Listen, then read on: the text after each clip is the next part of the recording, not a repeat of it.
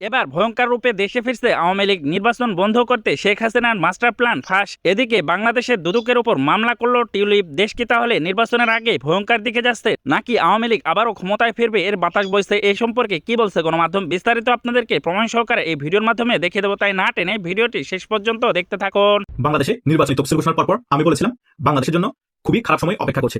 এই যখন পরিস্থিতি বাংলাদেশ আওয়ামী লীগও কিন্তু বসে নেই। বাংলাদেশ আওয়ামী লীগ গতকালকে কিন্তু দিল্লিতে একটি বৈঠক করে শেখ হাসিনা সেখানে যারা শীর্ষ পর্যায়ে নেতা আছে এবং মধ্যম পর্যায়ে নেতা আছে তাদের উদ্দেশ্য করে ক্লিয়ারলি বলে দেন সকলে দেশে যাওয়ার প্রস্তুতি গ্রহণ করুন, এবং আওয়ামী লীগ ছাড়া কিভাবে বাংলাদেশে ভোট হয় সেটাও আমরা একটু দেখতে চাই। বাংলাদেশের সাবেক প্রধানমন্ত্রী শেখ হাসিনার ভাগ্নি ব্রিটিশ সংসদ সদস্য টিউলিপ সিদ্দিক বাংলাদেশের দুর্নীতি দমন কমিশনের বিরুদ্ধে আইনি লড়াইয়ে নামতে যাচ্ছেন। গত 1 ডিসেম্বর ঢাকার একটি বিশেষ জজ আদালত প্লট দুর্নীতির এক মামলায় ব্রিটিশ লেবার পার্টির এমপি টিউলিপ সিদ্দিককে 2 বছরের কারাদণ্ড দেন। ভারতীয় সংবাদ মাধ্যম দ্য হিন্দুস্তান টাইমস টিউলিপ সিদ্দিকের ঘনিষ্ঠ এক ব্যক্তির বরাত দিয়ে বলেছে, বাংলাদেশ কর্তৃপক্ষের বিরুদ্ধে ব্যবস্থা নেওয়ার জন্য আইনি পরামর্শ নিচ্ছেন টিউলিপ সিদ্দিক। একাধিক সূত্রে জানা গেছে 3টি আইনি পয়েন্টে গুরুতর লঙ্ঘন এবং একটি পয়েন্টে কালানুক্রমিক অসঙ্গতি বা ক্রোনোলজিক্যাল ইনকনসিস্টেন্সির অভিযোগ এনে বাংলাদেশের দুর্নীতি দমন কমিশনের বিরুদ্ধে অভিযোগ দায়ের করা হতে পারে। বাংলাদেশের রাজনীতিতে এই মুহূর্তে একটি আলোচনা বেশ চলছে। তা হলো, সত্যি কি শেখ হাসিনা চাইছেন ভারত বাংলাদেশে অর্থাৎ বাংলাদেশের অভ্যন্তরীণ বিষয়ে হস্তক্ষেপ করুক? ভারতীয় এক গণমাধ্যমে তার এক সাক্ষাৎকারের পর এই আলোচনার পালে হাওয়া লেগেছে। শেখ হাসিনা ভারতকে বাংলাদেশে গণতান্ত্রিক নীতি, সংখ্যালঘু অধিকার, আঞ্চলিক শান্তি এবং অবাধ, সুষ্ঠু ও অন্তর্ভুক্তিমূলক নির্বাচনের পক্ষে দৃঢ়ভাবে দাঁড়ানোর আহ্বান জানাচ্ছি। ইউনূসের বড় গুণ হচ্ছে দুর্নীতি আর মানুষ খুন, আর একটা নির্বাচন ঘোষণা দিয়েছে। আওয়ামী লীগ জনগণের দল, আওয়ামী লীগ তো সারা জীবন নির্বাচনই করেছে। সেই আওয়ামী লীগকে নিষিদ্ধ করে দিয়ে, অর্থাৎ আমাদের যে ভোটার জনগণ যে আমাদের চাচ্ছে তাদেরকে বঞ্চিত করে এই নির্বাচন করতে চাচ্ছে। এই নির্বাচনে যে ব্যালটে নৌকা নাই, যেখানে আওয়ামী লীগ ইলেকশন করতে পারবে না, সেখানে আমাদের কোনো ভোটার কেউ ভোট দেবে না, কেউ ভোট দিতে যাবে না। যেহেতু আমরা যাচ্ছি, তারা তো আওয়ামী লীগটাকেই ধ্বংস করতে চায়। কাজে দেশের মানুষের অধিকার যারা কেড়ে নিচ্ছে, বেঁচে থাকার অধিকার কেড়ে নিয়েছে, অর্থনীতি ধ্বংস করেছে, তাদের বিরুদ্ধে সবাইকে ঐক্যবদ্ধ হতে হবে। আমি যে নির্দেশনাগুলি দিলাম এগুলি অক্ষর অক্ষরে পালন করে সবাইকে ঐক্যবদ্ধ হয়ে এগিয়ে যেতে হবে, যেন এই দুর্বৃত্ত ইউনূসকে আমরা সরিয়ে বাংলাদেশের মানুষের জীবনে শান্তি, নিরাপত্তা ফিরিয়ে আনতে পারি। আমেরিকা বাংলাদেশে নতুন রাষ্ট্রদূত ব্রায়ান ক্রিস্টেনসনকে যখন নিয়োগ দেয়, ব্রায়ান ক্রিস্টেনসন বাংলাদেশে আসার পরপরই কিন্তু তিনি বাংলাদেশের অনেক গুরুত্বপূর্ণ ব্যক্তিবর্গের সাথে সাক্ষাৎ করেন। তিনি রাষ্ট্রপতির সাথে সাক্ষাৎ করেন, তিনি তারেক জিয়ার সাথে সাক্ষাৎ করেন, তিনি গতকালকে আমাদের বাংলাদেশের নিরাপত্তা উপদেষ্টা খলিলুরের সাথেও সাক্ষাৎ করেন আনুমানিক বিকাল 3টার দিকে, এবং ঘণ্টাখানিক বৈঠক করেন। সেই বৈঠকে কি কি আলোচনা হয়েছে, কিছু বিষয় সেগুলো সংবাদ মাধ্যমে এসেছে। আরো অনেক গুরুত্বপূর্ণ আলোচনা হয়েছে, এবং তিনি কিছুদিন পরে কিন্তু বাংলাদেশের প্রধান উপদেষ্টা ডক্টর ইউনূসের সাথেও কিন্তু সাক্ষাৎ করেন। তিনি খলিলুরের সাথে প্রথমত আলোচনা করেন নির্বাচনের ব্যাপার নিয়ে। তিনি ক্লিয়ারলি বলেছেন বাংলাদেশে যাতে একটি সুষ্ঠু অবাধ নির্বাচন হয়, কোন রকমের যাতে সংঘাত না হয়, এবং বাংলাদেশের সাথে সামরিক যত ধরনের কার্যকলাপ আছে সেগুলো করতেও কিন্তু এই যুক্তরাষ্ট্র প্রস্তুত আছে। এবং আওয়ামী লীগের যে কার্যক্রম নিষেধাজ্ঞা আছে এবং বাংলাদেশের মধ্যে যে আওয়ামী লীগ এখন কোনো রাজনৈতিক কার্যকলাপ চালাচ্ছে না সে বিষয়ে আলোচনা করেছেন। কেন আওয়ামী লীগের নিষেধাজ্ঞা তোলা হয়নি এবং আওয়ামী লীগ এই নির্বাচনে কেন অংশগ্রহণ করছে না, এই সকল বিষয় কিন্তু খলিলুরকে মেসেজ দিয়েছে ব্রায়ান ক্রিস্টেনসন।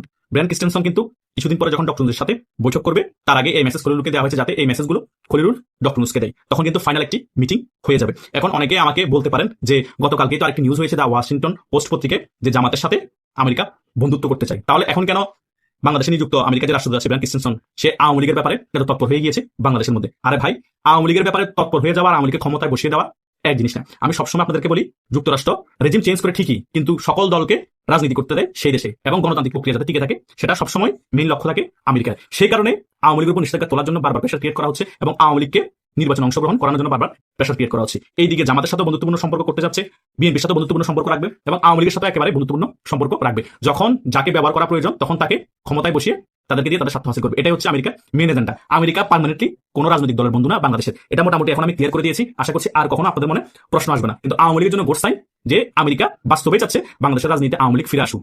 বাংলাদেশের রাজনীতিতে আওয়ামী লীগ ফিরে আসুক আমেরিকা চাচ্ছে মানে ক্ষমতায় বসিয়ে দিবে সেটা না। ক্ষমতায় বসার জন্য আওয়ামী লীগকে নিজেদেরকে সংগঠিত হতে হবে, এবং আওয়ামী লীগকে সাংগঠনিকভাবে আরো শক্ত হতে হবে, রাজপথে নেমে তাদের নিজেদের দাবি নিজেরাই আদায় করতে হবে, এবং যে রেজিম থাকবে তাদেরকে বাধ্য করতে হবে তাদের দাবি আদায়ের জন্য।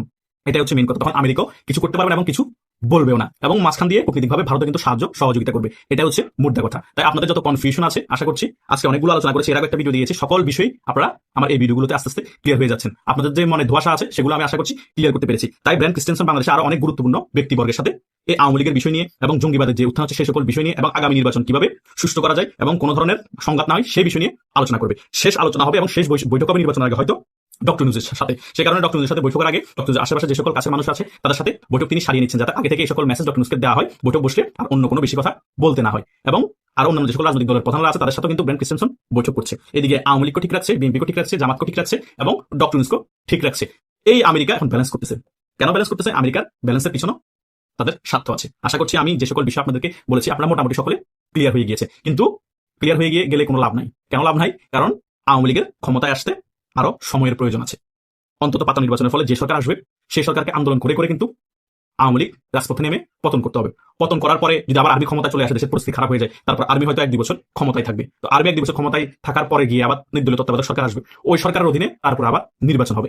তারপর যদি আওয়ামী লীগ ক্ষমতায় আসে, আওয়ামী লীগ ক্ষমতায় থাকবে, বিএনপি ক্ষমতায় আসলে বিএনপি ক্ষমতায় থাকবে। এটা নিয়ে আমি অনেক ভিডিও করেছি এবং অনেক ইউটিউবারও ভিডিও করেছে। আর যদি আর্মি ক্ষমতায় না নেয়, আওয়ামী লীগ যদি 2-3 বছরের ভিতর ওই রেজিমকে ফেলে দিতে পারে আন্দোলন সংগ্রাম করে পাতা নির্বাচন ফলে যে সরকার আসবে, তাহলেও তত্ত্বাবধায়ক সরকার যদি তখন চলে আসে সকলের হস্তক্ষেপে এবং বিশ্বের যত প্রভাবশালী দেশ আছে তাদের হস্তক্ষেপে, তখন যদি সুষ্ঠু নির্বাচন হয়ে যায়, তখন আওয়ামী লীগ ক্ষমতায় আসার সম্ভাবনা আছে। তাই আওয়ামী লীগ কখন ক্ষমতায় আসবে সেটা বলা যাচ্ছে না, এবং আওয়ামী লীগ যে অনেক দেরিতে ক্ষমতায় আসবে সেটাও বলা যাচ্ছে না। আওয়ামী লীগের সাংগঠনিক দক্ষতার উপর নির্ভর করবে এবং ভারতের কূটনীতিক দক্ষতার উপর নির্ভর করবে অনেক কিছু। অলরেডি সেই বিষয়গুলো আমরা মোটামুটি বুঝতে পারতেছি।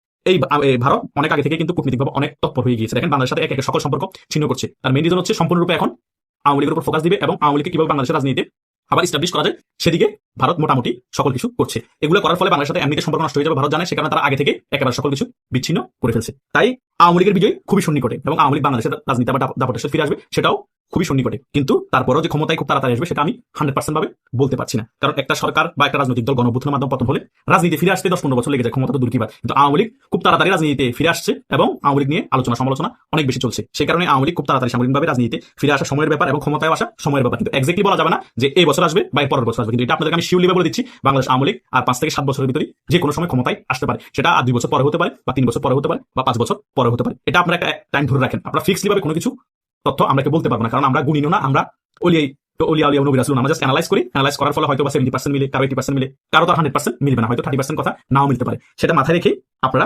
মোটামুটি চিন্তা করতে পারেন। অতি বেশি আশা রাখবেন না, অতি উৎসাহ দেখাবেন না, কিন্তু হতাশাগ্রস্ত হতে পারবেন না। ভিতরে ভিতরে যারা মুক্তিযুদ্ধের পক্ষে শক্তি আছেন তারা তাদের কাজগুলো করে যেতে হবে। তাহলে কিন্তু বাংলাদেশ আওয়ামী লীগ আবার দাপটের সহিত বাংলাদেশের রাজনীতি ফিরে আসবে এবং ক্ষমতায় আসতেও বেশি দিন লাগবে না। আশা করছি আমি 2 পার্টে সকল আলোচনা কিন্তু আপনাদের কাছে ক্লিয়ার করে দিয়েছি। ব্রায়ান ক্রিস্টেনসনের বৈঠক এবং আওয়ামী লীগ ক্ষমতায় কিভাবে আসতে পারে বা কখন আসতে পারে সেই সকল বিষয় এই আলোচনাগুলোর মধ্যে ঢুকিয়ে দিয়েছি আপনাদেরকে সকল কিছু ক্লিয়ার করার জন্য।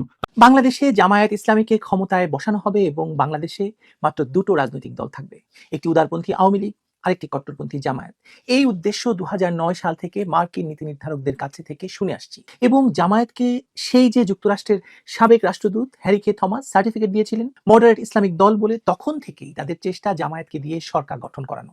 2024-এর জুলাই সন্ত্রাসে সে কারণেই জামায়াতকে সর্বাত্মক সহযোগিতা দিয়েছিল যুক্তরাষ্ট্র। বিএনপিকে তখনও তারা ধর্তব্যের মধ্যেই আনেনি। বিএনপির বাইরে জামায়াত ও জামায়াতের অঙ্গ সংগঠনগুলিকে দিয়েই চরম সন্ত্রাসের মাধ্যমে শেখ হাসিনার সরকারকে ক্ষমতাচ্যুত করার পর ইউনূসকে সামনে রেখে মূলত যতভাবে সম্ভব জামায়াতকে ক্ষমতায়ন করেছে মার্কিন যুক্তরাষ্ট্র। এমনকি জামায়াতের বি টিম হিসাবে এনসিপি তৈরি করা হয়েছে, সঙ্গে এবি টেবি তো আছেই। মজার ব্যাপার হলো জামায়াতকে যে ক্ষমতায় বসানো হবে তার প্রমাণ হিসেবে আপনারা বিদেশে বসবাসরত ইউটিউবারদের রাতারাতি জামায়াতের পক্ষে বয়ান তৈরি করানোটাকে কি ধরতে পেরেছেন? আর এখন তো Washington Post, Reuters, Al Jazeera সবাই একযোগে বলে দিচ্ছে যে কিভাবে জামায়াতকে ক্ষমতায় বসানো হবে, কিভাবে ক্ষমতায় নিয়ে গিয়ে তাদেরকে কন্ট্রোল করা হবে এবং কথা না শুনলে জামায়াতকে কিভাবে টাইট দেওয়া হবে। পৃথিবীর সবাই বুঝতে পারছে যে জামায়াতকে ক্ষমতায় বসানো হচ্ছে, শুধু বুঝতে পারছে না বিএনপি, কিংবা বুঝতে পারলেও দলটির এখন আর কিছুই করার নেই বলেই মনে হচ্ছে। কিন্তু ক্ষমতায় গিয়ে জামায়াত কি করবে সেটাও এখন $1 মিলিয়ন কোয়েশ্চেন। শরিয়া আইন নাকি মার্কিন যুক্তরাষ্ট্র টাইট দেওয়ার ফলে জামায়াত সোজা পথে হাঁটবে? ক্ষমতা কিন্তু তথাকথিত জুলাই আন্দোলনের পর থেকে যে ঘটনা প্রবাহ শুরু হয়েছে তার পুরোটাই যে নিয়ন্ত্রিত এবং সকল খেলাই যে মার্কিন যুক্তরাষ্ট্র ও তাদের নিয়োজিত খেলোয়াড়গণ যেমন আলী রিয়াজ, রজার খলিল, আসিফ নজরুল এবং ডক্টর মোহাম্মদ ইউনূস নিজেই খেলেছেন, তাতে সন্দেহ করার কোনো সুযোগ আসলে নেই। শেখ হাসিনার পতন, অন্তর্বর্তী সরকারের উত্থান, নির্বাচন ঘোষণার সময়সূচি সবকিছু একটি মার্কিন ছকের ভেতর বসাতে পারেন চাইলে।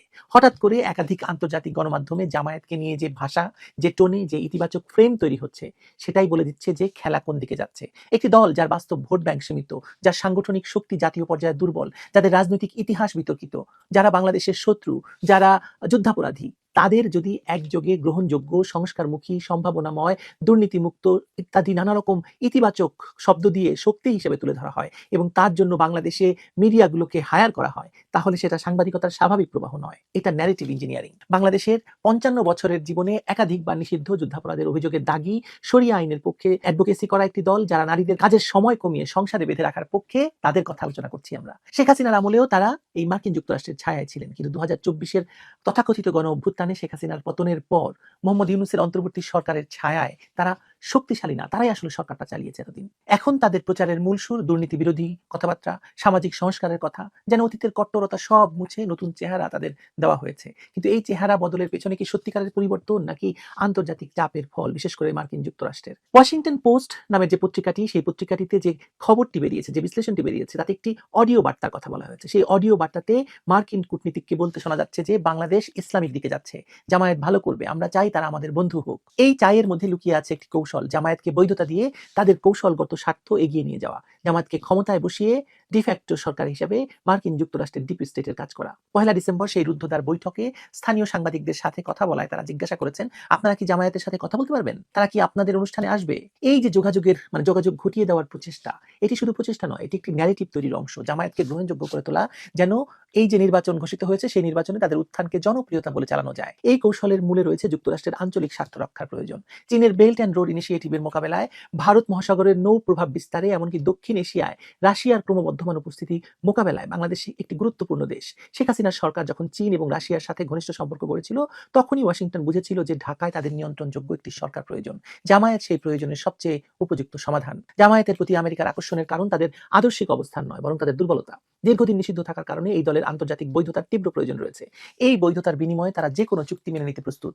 চট্টগ্রাম বন্দরের দীর্ঘমেয়াদী ব্যবহার, সেন্ট মার্টিন দ্বীপে সামরিক স্থাপনা, বঙ্গোপসাগরে নৌঘাটির সুবিধা, সবকিছুই জামায়াতের কাছ থেকে পাওয়া সম্ভব, যা অন্য কোনো জাতীয়তাবাদী দল থেকে আদায় করা কঠিন, যদিও বিএনপি এসবে ইতিমধ্যেই হ্যাঁ বলে দিয়েছে। ওয়াশিংটন পোস্টের রিপোর্টে যে কট্টর পন্থার ওষুধ প্রস্তুত রাখা হয়েছে, মানে জামায়াতের জন্য ওষুধ প্রস্তুত রাখার কথা বলা হয়েছে, সেটিও কৌশলের অংশ। যুক্তরাষ্ট্র জানে যে জামায়াত ক্ষমতায় এলে তাদের শরিয়া এজেন্ডা বাস্তবায়নের চেষ্টা করবে, কিন্তু সেই এজেন্ডা যখন জনগণের প্রতিরোধের মুখে পড়বে, তখন ওয়াশিংটনই আবার মধ্যপন্থী শক্তি হিসেবে হস্তক্ষেপ করবে।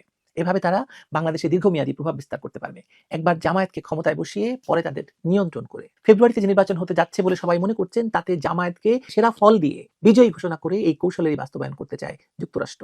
আন্তর্জাতিক মিডিয়ায় তাদের ইমেজ মেকওভার, দুর্নীতি বিরোধী শক্তি হিসেবে প্রচার এবং মার্কিন কূটনীতিকদের খোলাখুলি সমর্থন, সবকিছু মিলিয়ে এই একটি নির্বাচনী পরিবেশ তৈরি হয়েছে যেখানে জামায়াতের বিজয় স্বাভাবিক বলে মনে হবে। এমনকি যদি ভোটে কারচুপি থাকে, আন্তর্জাতিক সম্প্রদায় তা মেনে নেওয়ার জন্য প্রস্তুত। বিএনপি এখনো ধরে নিচ্ছে ভোট হলে তারাই জিতবে, কারণ জনসমর্থন আছে। কিন্তু তারা বুঝতে পারছে না খেলাটা ভোটের দিনে নয়, ভোটের আগেই ঠিক করা। আন্তর্জাতিক মিডিয়ায় তাদের কোনো ফ্রেম নেই, সম্ভাব্য শাসক হিসাবে কেউ তাদের নামই নিচ্ছে না, সব আলো গিয়ে পড়ছে জামায়াতের উপর। ফলে বিএনপি যদি শেষ মুহূর্তে এই ইঞ্জিনিয়ারিং ধরতে না পারে, তাহলে শুধু পরাজয় নয়, পরাজয়কেও জনরায় বলে চালিয়ে দেওয়া হবে। আল জাজিরার ভূমিকা এখানে খুবই কৌশলগত। তারা সরাসরি মার্কিন মুখপত্র নয়, কিন্তু যেখানে সরাসরি চাপ কাজ করে না, সেখানে নৈতিক এবং বুদ্ধিভিত্তিক চাপ তৈরি করে, এবং আল জাজিরা সেখানে কাজ করে। তুরস্কের এরদোয়ান দীর্ঘদিন ধরে ইসলামপন্থী দলগুলোকে আঞ্চলিক পুনর্বাসনের কৌশলে বিশ্বাসী।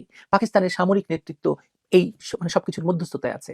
এই নেটওয়ার্কের সঙ্গে যুক্তরাষ্ট্রের স্বার্থ মিলে গিয়েছে বলেই জামায়াতকে আদর্শ বাহক মনে হচ্ছে তাদের। নিয়ন্ত্রিত নির্বাচন এবং আগে থেকে নির্দিষ্ট করে রাখা ফলাফল, যেখানে জনগণকে ব্যবহার করা হচ্ছে বৈধতার দোহাই দেওয়ার জন্য, কিন্তু চূড়ান্ত সিদ্ধান্ত নেওয়া হয়েছে বাইরে। দেশ বিক্রি হবে না হুট করে, হবে ধাপে ধাপে, চুক্তিতে, নির্বাচনের মোড়কে। আর সেই বিক্রির সবচেয়ে নমনীয় মাধ্যম জামায়াত ইসলামী। সবচেয়ে বিপজ্জনক দিক, এই প্রক্রিয়াকে গণতান্ত্রিক রূপান্তর বলে আন্তর্জাতিক মঞ্চে উপস্থাপন করা হচ্ছে। ইতিহাসে এমন নাটক নতুন নয়, নতুন শুধু মুখোশ। জামায়াতের উত্থান বাংলাদেশের জন্য বিপজ্জনক। একদিকে তারা তাদের মৌলবাদী এজেন্ডা, মানে শরিয়া আইন বাস্তবায়ন করতে চাইবে, নারী অধিকার সংকুচিত করতে চাইবে, ধর্মনিরপেক্ষতা দূর করবে, সংখ্যালঘুদের উপর চাপ বৃদ্ধি করবে। অন্যদিকে আমেরিকার চাপে তারা দেশের স্বার্থের বিপরীতে চুক্তি করতে বাধ্য হবে। ফলে একটি ভয়াবহ সংকট তৈরি হবে, অভ্যন্তরীণভাবে সামাজিক অশান্তি তৈরি হবে, বাহ্যিকভাবে সার্বভৌমত্বের সম্পূর্ণ হারিয়ে যাবে। আমেরিকার এই কৌশল কিন্তু নতুন নয়। ইরানের শাহ আমল থেকে শুরু করে আফগানিস্তানের তালেবান, মিশরে মুসলিম ব্রাদারহুড, সর্বত্রই তারা ধর্মীয় মানে দলগুলোকে কখনো ব্যবহার করেছে, কখনো বিরোধিতা করেছে। নীতি একটাই, যারা আমেরিকান স্বার্থ রক্ষা করবে তারা ধর্মনিরপেক্ষ হোক বা মৌলবাদী হোক, সবাই বন্ধু। এই কৌশলের সবচেয়ে বিপজ্জনক দিক হলো বাংলাদেশের ধর্মনিরপেক্ষতা এবং গণতান্ত্রিক মূল্যবোধের ক্ষতি। জামায়াতের শরিয়া ভিত্তিক শাসন ব্যবস্থার আদর্শ, নারীর কর্মক্ষেত্রে বিধিনিষেধের প্রস্তাব এবং রক্ষণশীল ইসলামী নীতিমালা বাংলাদেশের অর্জিত সামাজিক অগ্রগতিকে পিছিয়ে দিতে পারে। যুক্তরাষ্ট্র হয়তো অর্থনৈতিক চাপের মাধ্যমে চরম নীতিগুলি ঠেকাতে পারবে, কিন্তু সমাজের মধ্যে যে মৌলবাদী চিন্তাধারার প্রসার ঘটবে তা নিয়ন্ত্রণ করা কঠিন হবে। বর্তমান পরিস্থিতিতে জামায়াতকে ক্ষমতায় বসানোর এই কৌশল বাংলাদেশের জনগণের স্বার্থের অবশ্যই বিপরীত। একটি স্বাধীন, ধর্মনিরপেক্ষ, গণতান্ত্রিক বাংলাদেশের পরিবর্তে যুক্তরাষ্ট্র একটি নিয়ন্ত্রিত ইসলামী রাষ্ট্র তৈরি করতে চাইছে, যা তাদের ভূরাজনৈতিক উদ্দেশ্য পূরণ করবে। এই খেলায় বাংলাদেশের জনগণের গণতান্ত্রিক আকাঙ্ক্ষা, সামাজিক অগ্রগতি বিসর্জন হয়ে যাচ্ছে, আর তাতে যুক্তরাষ্ট্রের পক্ষে নিরলস কাজ করে যাচ্ছে বাংলাদেশে নিযুক্ত যুক্তরাষ্ট্রের বাংলাদেশি দালালেরা। কার উপর ভরসা করবেন? বিএনপির উপর? বিএনপি আর জামায়াত কি এক, মানে আলাদা? তারা তো এক মায়ের পেটের দুই ভাই। এখন যারা থাকলে জামায়াতকে ঠেকানো যেত তারা নেই, তাদেরকে বাইরে রেখেই তাই নির্বাচনী ছক সাজানো হচ্ছে, যাতে জামায়াতকে জিতিয়ে আনা সহজতর হয়। এই সত্য না বুঝে থাকলে আপনার কপাল পোড়া ঠেকানোর কোনো উপায় নেই। সিদ্ধান্ত নিন আপনি কি করবেন। ভোট কেন্দ্রে যাবেন, ভোট দেবেন, ফলাফল প্রিয় দর্শক, এই ভিডিওটা আপনাদের কাছে কেমন লাগলো? যদি বিন্দু পরিমাণ ভালো লেগে থাকে তাহলে অবশ্যই চ্যানেলটাকে সাবস্ক্রাইব করে আমাদের সাথেই থাকবেন, যাতে করে এমন নতুন নতুন আপডেট নিউজ সবার আগে আপনাদের হাতে তুলে দিতে পারি। তাহলে সবাই ভালো থাকবেন, সুস্থ থাকবেন। দেখা হচ্ছে পরবর্তী কোনো আপডেট নিউজ নিয়ে।